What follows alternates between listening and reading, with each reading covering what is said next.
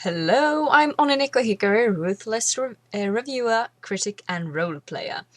Now, as many of you have probably already guessed, I am a die-hard fan of the manga Hellsing and the anime Hellsing Ultimate.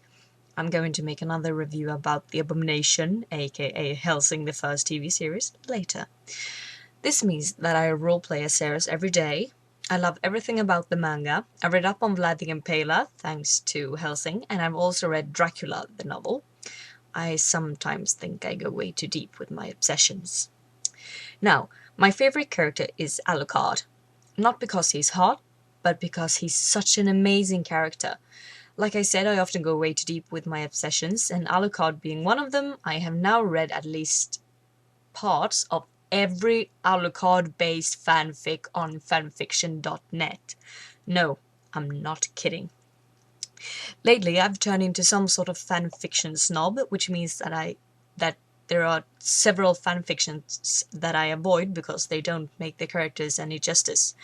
I also stop reading as soon as anyone mentions that Ceres's uniform is blue, because that means it belongs to the Abomination. Now, I'm going to talk about one of the matters that causes me to curse and wail and cry, and yeah, you get it. Phrases like, he's a 500-year-old virgin, or you can't become a vampire unless you're a virgin, so he has to be a virgin. With this review, I want to put an end to such stupid fucking quotes. First of all, yes, you have to be a virgin in order to be turned. Another qualification is that the human and the vampire can't be of the same gender, something that fanfiction writers tend to forget easily. So to that extent, you're right. But, and this is an important but, Alucard was not turned. Alucard, aka Dracula, was the first vampire to ever exist. This means that he is the father of his race, thusly he was never turned by anyone. Alucard is the real historical Vlad the Impaler Dracula III. Tsepesh is not his last name. The dictator known for his favorite way of executing, impaling.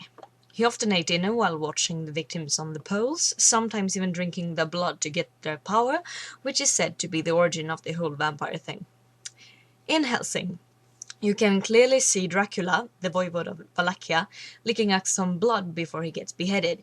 This is when he's turned into a vampire according to theories and pure and simple logic, since that's the only actual part that you can see that actually points to the fact that he's going to become a vampire. It isn't really explained otherwise.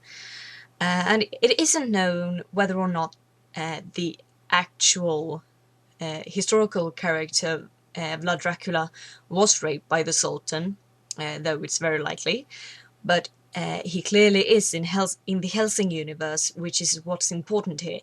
It is known, however, that he had wives and that he had children. And according to my knowledge, if you have children, then you aren't really a virgin, are you? I hope that this wasn't all too confusing, but I really wanted to just get it out there. So let's have a little conclusion, shall we? 1. He was raped by the Sultan when he was a young boy.